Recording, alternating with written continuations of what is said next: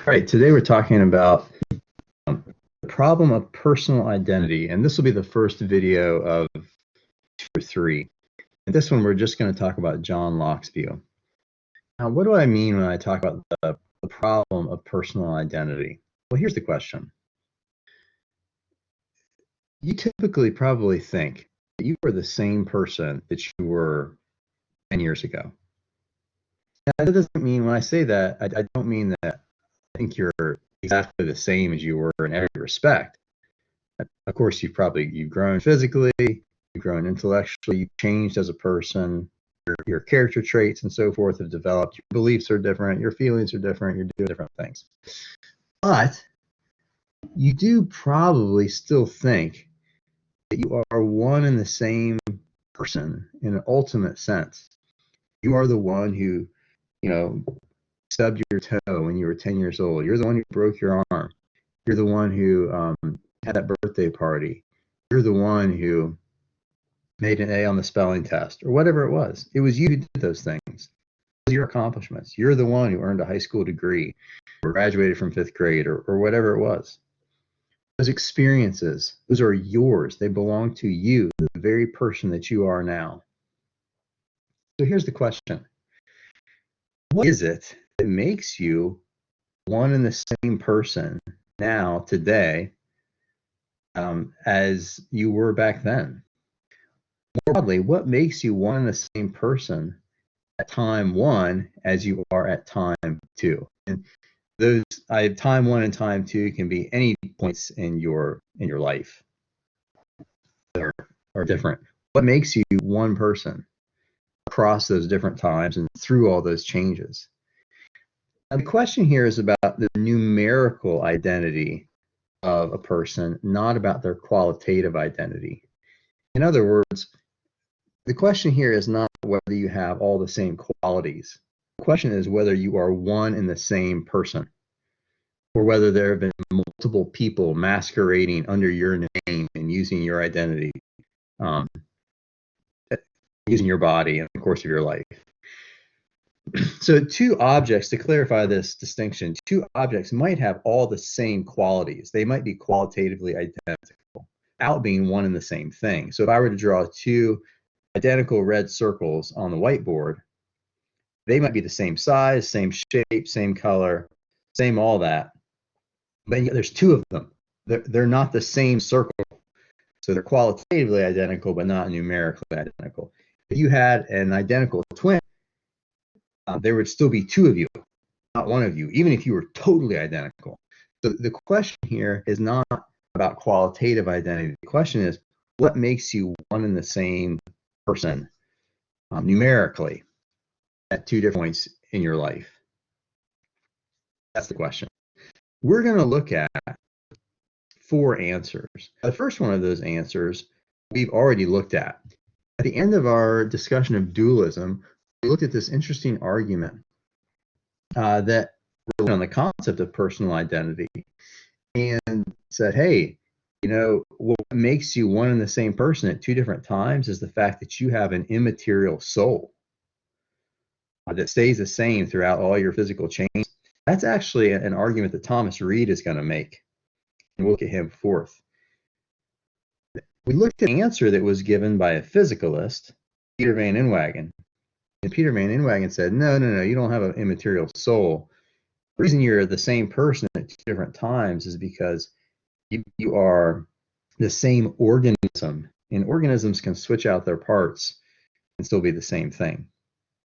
So the first and the fourth of these answers we've already kind of foreshadowed already. I'm going to add into this conversation John Locke and David Hume, and we'll look at Thomas Reid's view in more detail.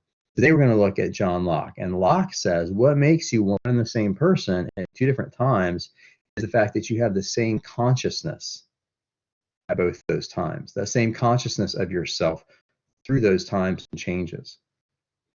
And David Hume says you're not the same person. You're a different person every instant. Every time you change at all, you become a totally different person. And so there is no such thing as personal identity. It's a sham. All right, so here's some possible answers. Let's look in more detail now at John Locke and in his treatment of this question.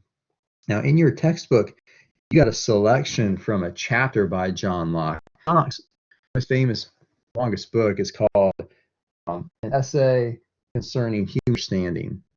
And it is in 4 books. It's divided into 4 books. And so this chapter is from book 2, chapter 27. It's a longer chapter, about 20 pages long. You got some excerpts from it. So I'm going to kind of fill in the picture a little bit more, and then zoom in on the stuff that you would have read in your book. So an important bit of backdrop here is that Locke says, look, this question about identity, what makes one thing the same thing at different points, it doesn't just apply to persons. It also applies to, bodies and that aren't human at all. So, for example, let's say I've got a pile of dirt in my yard, right? And let's say I come back, I leave on vacation, I come back and I try to figure out if I've got the same pile of dirt there or not. Well, here's what John Locke would say. Here's the question. What makes a pile of dirt the same pile of dirt over time? What conditions does it have to meet? Those are different kind of conditions than animals to meet. So, for example, what if I want to know, is that tree that's growing in my yard the same one as I left when I came back? Or what if I want to know, is my dog the same animal as when I left it a week ago? Or is it just the one that looks very similar to it? So what John Locke wants to say is different kinds of items have different identity conditions, different criteria that they have to meet in order to be the same thing over time. So let's start with a pile of dirt. According to Locke, any mass of matter, like a pile of dirt, is the same thing as long as it's got all the same parts. They can change their order, but that doesn't matter. So it's the same pile of dirt, even if groundhog came along and played in it a little bit and switched up the order of the dirt. And so maybe it's in a different shape. That doesn't matter, says John Locke. It's still the same pile of dirt. But here's what would change it. Groundhog took some of the dirt away or added some dirt to it. It's a totally different pile now. So Locke says that for just inanimate, non-living chunks of matter, they're the same as long as all their physical stay the same. That's what matters. What about when it comes, though, to living creatures, or what we call organisms? Locke says that's different. An organism is going to be one and the same organism as long as it is one coherent body whose parts are organized in such a way as to partake of one common continuous life. All right, that's kind of a mouthful. Here's what he means. An organism has all of its physical parts organized in such a way as to sustain life. And that life may be plant life or animal life, but it sustains life. Now, Locke wants to say, as long as you've got a coherently organized body that is sustaining a single life, that is an organism. It's the same organism as long as it sustains that life. You can switch out the parts. So, for example, the tree that's grown in my yard, well, if I come back after a week, it's changed. Maybe it's lost some leaves, or maybe it's sprouted some new buds or something like that. But it's been drawing nutrients out of the ground, and maybe it's been discarding old dead parts. But it switched out some of its physical parts. But Locke would say it's the same tree because it's been continuously sustaining the same life of the oak. And that, from its through the course of its whole life, like when you plant it as an acorn, then it grows up as an oak, it changes all of its parts and radically changes shape, and lots of changes. Everything about it changes, but it's been continuously sustaining the same life all that time. So that makes it one and the same oak tree from acorn to the time it dies. And the same goes for animals. So, an animal is going to start as an embryo from conception, right? That's when its life begins as a distinct organism. And from conception through birth through all the growth and maturation. It's physical parts. You digest food and you replace and replenish every 7 years. All your cells switch out. The physical parts are changing a lot. The colt may, hope not, but could lose a leg or something like that. It would be the same horse the whole time as long as it's sustaining one and the same life. Okay, so that's what goes for masses of matter and for organisms. What about for persons, though? What does Locke think the identity conditions are? Persons. Now, here's what you might be thinking. You might be thinking, wait for the slide to switch. You might be thinking that Locke is going to make a move like Van Inwagen's. Hold that thought for a second. So Locke thinks that a man, the concept of a man, and he's using man in the old generic way that stands for human. Since the feminist movement, people have stopped using the word man in that way to stand generically for all humans, but Locke is using it that way, okay? So Locke says that the concept of a man, of a human, is the concept of an organism, a human organism, a particular kind of organism. Now you might be thinking here that, well, man or human, that's the same thing as a person, right? So Locke must think a person is a human organism. He must be taking like a Van Inwagen type position and saying that, well, a human being is the same person as long as they are the same living organism, sustaining the same life. You might think that, but that's not the move that Locke wants to make. Locke says, no. A person is not the same thing as a mere physical human organism. He wants to say, waiting for the slide, we need to distinguish between three different terms. First of all, there's substance. Substance is the stuff that something is made out of. Okay. And for Locke, there's like three different kinds of stuff that something might be made out of. There's God, that's a special kind of stuff. There's finite intelligences like non-material spirits. You can think of that, like soul type stuff. He thinks that's possible. And there's also just physical bodies.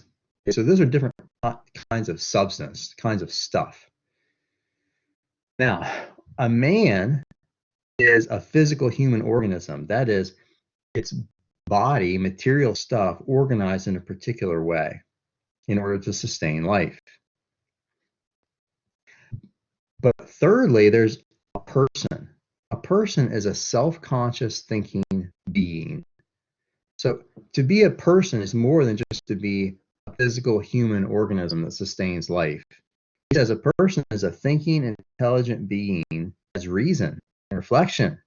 It can consider itself as itself, the same thinking thing in different times and places, which it does only by that consciousness which is inseparable from thinking, and as it seems to me, essential to it. It being impossible for anyone to perceive without perceiving that he does perceive. That's one of those terrible 5-line Locke sentences. But here's what he's saying. What it is to be a person is to be a thinking thing. And any thinking thing that there is always aware of itself. It's always self-conscious, conscious of itself as a thinking thing. He says, you can't think, kind of sense and engage with the world intellectually without being aware that you are doing that. So along with thinking comes self-consciousness. And that, he says, that's our essential concept of what a person is. So the mere fact that you are the same organism doesn't make you the same person. The person and the organism are two distinct concepts. All right, great. So how do I know whether I'm the same person, the same self-conscious thinking being today as I was 10 years ago? And Locke wants to say, well, it all depends on whether you are conscious of yourself 10 years ago. That is, whether you remember yourself and your actions at any given point in your past. It's memory which makes you identical with yourself at different times. He says, for as far as any intelligent being can repeat the idea of any past action with the same consciousness it had of it at first, and with the same consciousness that it has of any present action, so far it is the same personal self. So if you can remember that birthday party you had when you were 7, then you are the person who was at the birthday party. If you can remember pushing your little brother when you were 10, then you are the person who pushed your little brother when you were 10. If you can remember eating oatmeal this morning for breakfast, then you are the person who ate oatmeal this morning for breakfast. It's your memory, your consciousness of yourself and your actions at any point in time that makes you identical with the person who did those actions at any point in time. Now, here was one thing that's interesting about Locke's view. For Locke, what makes you one person at a given time and over time is not what kind of stuff you're made out of. It doesn't matter whether you are a purely physical being for him or whether you also have a non-material soul. It doesn't matter whether you're just an organism or you're just a soul, or whether you're a soul who's in an organism. None of that is what constitutes you as a person with a continuous identity. What makes you a single person is your self-consciousness. Whether that self-consciousness resides in a body, in a soul, or moves around from body to body, or from soul to soul. Where the consciousness is, where the memory is, that's where the person is. And what it's residing in or inhabiting, what kind of thing it's in, is secondary. Now, what this opens up is all sorts of weird conceptual possibilities, like Freaky Friday stuff. Now, many of you might have seen the movie Freaky Friday. There was an old version made in the 80s or 70s with Jodie Foster. That's one I grew up on. I'm told by the kids that there's a newer one that has I don't remember, some famous actress. It doesn't matter. The only one that counts for me is the Jodie Foster one. In any case, you remember what happens in Freaky Friday. That is, there's a mother and a daughter, and somehow they both wish at the same time that they could be each other, and their minds switch into each other's bodies for a day.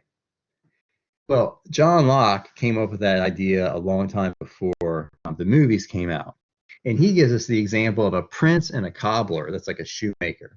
And he asks this question: what would happen if the mind and memory of a prince got switched into the body of a cobbler, and the mind and memory of a cobbler were put into the body of a prince? Now, here's what he says would happen. Here's what the situation would be. Their bodies would remain the same men they were before. Okay, so where is the man who made the shoes? Well, he's still in the shoe shop, because that's where the body of the cobbler is. And the man is the physical organism, the body, right? Where is the person who was of the cobbler? The person has switched places. Now the person is in the body of the prince, in the palace. Because personhood goes along with consciousness and mind, right? So what this means is, because the man, the physical organism, is different than the person, the mind or consciousness, they could conceivably switch places. Now, so that's the idea here. Remember, wherever the mind and memory is, that's where the person is. So this has interesting implications for how we think of moral responsibility and punishment, and Locke brings these up. One reason that people care about I skipped ahead a little bit. Let me talk about this. No memory, no personal identity. But when Locke says that memory is necessary and sufficient for personal identity, what he means is that you have the ability to remember, say, your 7th birthday or the breakfast that you ate this morning. You may not be consciously remembering it right now because you're just not thinking of it. But given enough stimulus, you could bring that memory back up. Okay, as long as you could, in theory, remember a past action, then it is your past action. However, let's say that you totally lose the memory of some parts of your life, and there's no possibility that you could ever retrieve them again. And Locke asked the question, are you the same person that did those actions? Let's say that I couldn't possibly remember my 7th birthday. No matter what I did, no matter how my mom tried to remind me of it, I just didn't remember any of it. And I don't remember what I did on it. I don't remember eating the cake on my 7th birthday. I just can't get that one back. Well, in that case, am I the person who ate the cake on my 7th birthday? Locke says, no, you're not. You might be the same man. That is, it was the same organism, the same physical body that ate the cake that you have today. It was not the same person because you have no consciousness of that act. And consciousness is what constitutes you a person. So you are not the same person who did that if you lose totally the memory of that action. Now, this is what raises the interesting questions about moral responsibility. One reason we care about personal identity, one reason that Locke cares about personal identity is because of its connection with moral responsibility. And the general assumption is this: that moral responsibility belongs only to the person who commits some action. You wouldn't punish one person for what another person did, would you? You wouldn't blame one person for what somebody else did. You wouldn't reward one person for what another person did. Moral responsibility, blame and praise, punishment and reward have to track with the same identical person. And for Locke, that means one who remembers doing the action. So what happens in these cases of lost memory? Do you lose moral responsibility for those actions? Locke says yes. Okay, so he says actually our laws, he says, actually reflect my theory because laws do not punish the madman for the sober man's actions or the sober man for the madman's actions. So like you take the insanity defense. If you had a person who, I don't know, had some kind of fit and, you know, went crazy and did a bunch of bad stuff, and afterwards they came out of the fit, got back on their meds, and had no memory of what they did before. They couldn't remember it. They had no idea what they did. Locke says, well, the laws don't punish the sober man for what that madman did. You know why? Because it's two people in the same body. If the sober man has no memory of what the madman did, we say he was not himself. He was beside himself. And these are expressions that reflect, he says, an intuitive grasp to the idea that personhood tracks with memory. There's two people who have been in that body. One can't remember what the other did. Now, you might object here and say, whoa, whoa, whoa, hold on. That doesn't quite work with how we usually think, because in fact, we do punish people for what they did when they were drunk or, say, sleepwalking, even if they don't remember it afterwards. If you get drunk and do bad stuff, you're still going to jail, even if you were so drunk that you don't remember it afterwards. And Locke says, yeah, it's true that we do that, and that's probably the right thing for us to do. But he says the only reason that we punish sober people for what drunk people did or what they did when they were drunk is because we can't actually prove whether or not they can really remember what they did. I mean, they may tell us, I don't even remember doing that. But we don't know whether they're telling the truth or not, and we can't prove it. So we have to treat them as if they did remember it, as if they were the person who committed that action. They might be telling us the truth, and maybe the person really can't remember doing the action that they committed when they were drunk. If they really can't remember it, they're not the person who committed it, and they don't deserve to be punished for it. We can't determine that, so we just have to go off of what we saw the man do. But in reality, they might be innocent. And he says, Well, Judgment Day, God, who knows whether it's really the same person or not, who knows whether they could really remember doing that stuff that the drunk man did, he will straighten everything out, and square up the rewards and punishments. The point is, Locke is absolutely serious about this idea that if you don't remember doing it, you didn't do it. What do you think about that? Did you only do stuff if you remember doing it? Was it a different person in your body doing the stuff that you've forgotten? Weird, interesting thought. Ponder it.